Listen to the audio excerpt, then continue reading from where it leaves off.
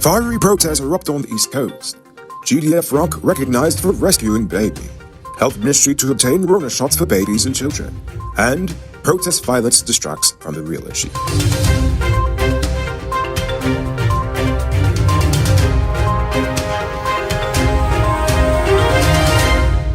I am Enrico Bulford, and this is Uncut News. Do you see news happening? Send us a tip on WhatsApp at 592-659-6151.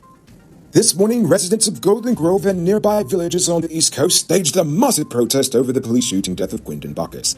The groups put up several barricades on the public road, blocking traffic on the East Coast well throughout the day.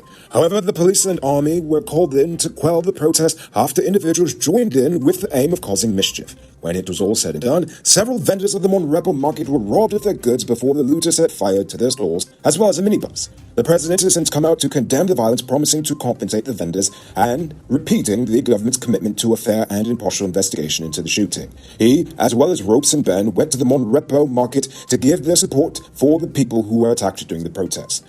On Monday, the GDF recognized the recent heroic actions of 23-year-old Lance Corporal Shamar Garraway, who saved a baby from drowning in the Essequibo River last Saturday. Garraway was a passenger on a speedboat which sank as it was crossing the Essequibo River. While everyone was bailing out, he managed to rescue an infant passenger and the child's mother from the waters. Fortunately for everyone there were no casualties. Also, fortunately for them, the cast of Nothing to Laugh About was on the boat, so at least they had some entertainment until help arrived.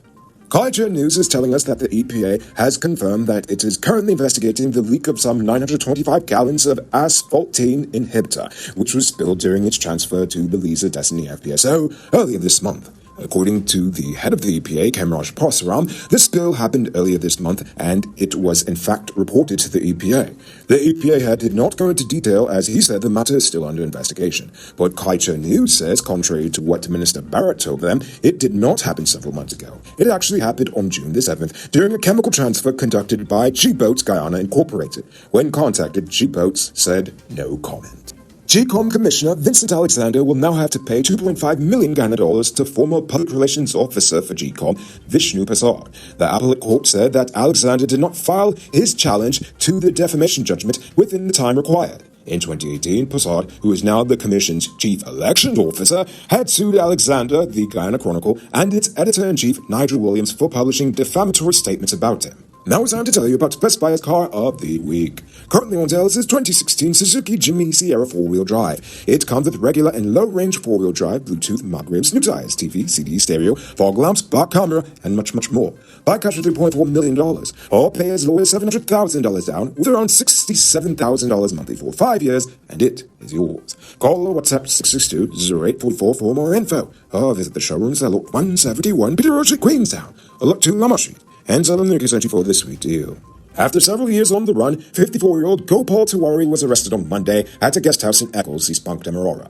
In December 2017, the GPF issued a wanted bulletin for Tiwari for allegedly obtaining money by false pretense. According to reports, this was not his first time being arrested for the same crime. On Sunday afternoon, 23-year-old miner and dredge owner Akeem Khan was killed in a pit collapse at his mining operation at Sandhill, Backdam, Cayuni River.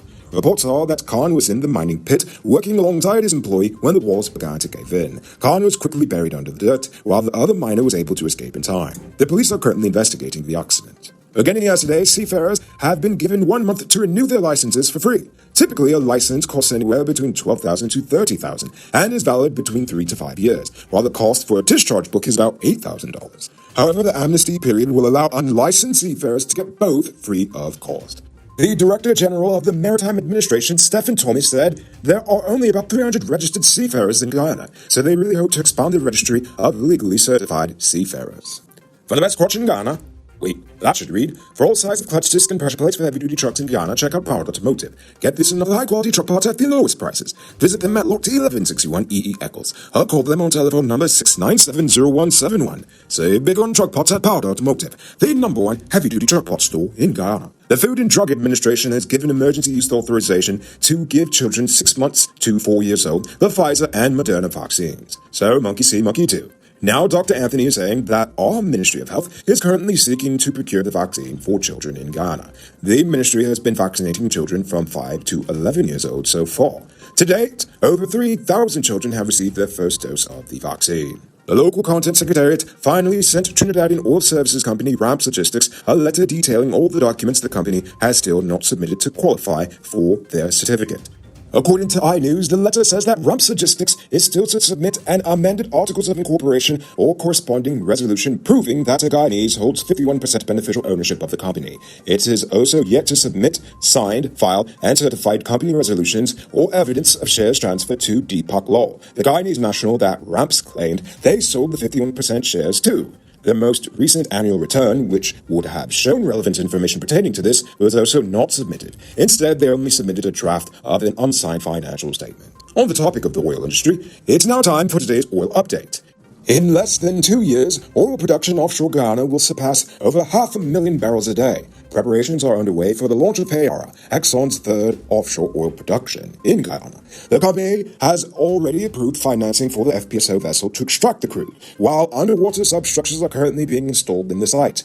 The FPSO will be designed to produce 220,000 barrels of oil per day. This will add to the 220,000 barrels of oil per day from the Liza Phase 2 and the now optimized 140,000 barrels per day from the Liza Phase 1, pushing total daily output beyond 580,000 barrels per day. Now for our stupid news of the day. You know what I think is stupid? The fallout from the most recent protest action. I know it's complex and all these factors, blah blah blah, but simply put, this whole thing is honestly stupid in my opinion. Because now the senseless and violent actions of a few individuals will now be used as a cop-out for the media and those in power to dismiss the protest as a whole. A protest that only happened because the public does not trust the police to actually provide justice. But instead of addressing systemic poverty, political disenfranchisement, police brutality, and all these other issues that lead the people to not even trust the police in the first place, almost every conversation is now going to center around condemning the violence. Worse yet, we all know that the only thing that will come from this is that racists on both sides will use this to garner support for the fictional race war that only exists in the feeble minds of those dumb enough to not be able to see who are truly the real ones holding back Guyana. All of this is to say, don't let the politicians and race hustlers fool you. Violence should be condemned. All the time, yes, but to condemn the violence without addressing the underlying causes for the protest is not only disingenuous, but pretty stupid. It might not be robbery season, but the streets are still mean. That's why you need to get security for your home and business through Sheriff Security Service. Sheriff Security offers well-trained guards, armed and unarmed patrol, marine patrol, canine services. These people even got drones. Why? Because your security is their highest priority. You've seen the rest, now hire the best. Hire Sheriff Security Service today. Now for our Uncut News Views Poll question of the day. Every day we post a question on current events in Guyana, the region, the diaspora, and how you feel it relates to us. Last night I asked, how do you feel about the performance of the EPA so far?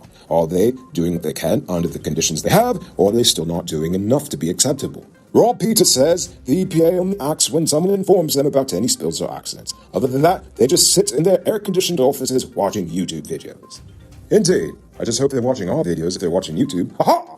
Willow Darrow basically said that the EPA is pretty much useless for Guyana. The EPA is like putting cat to watch milk, only the milk is spoiled and the cat was placed there just to make it look like something's being done. The personnel are not going to bite the hand that feeds them. And the EPA not having enough employees is a cop-out if we are already trying to stuff temporary employees into every other government agency we can.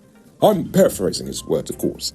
And finally, Donald Sucdio pointed out the fact that yesterday we accidentally reported that Anissa Miguel was last seen alive on July 17th, when that was actually supposed to say June 17th. Thanks for catching that, Donald. It means that you're listening closely and thinking critically. So, before we get to tonight's question, you can multiply your cash by selling Digicel Top-Up. This is a legit way you can earn some extra money at your business or to supplement your current hustle. Become a top-up vendor quick and easy by linking with Cellular Plus. Call them on telephone number 685-3109 for more info. Now for tonight's question. What is your opinion on the protest that happened today?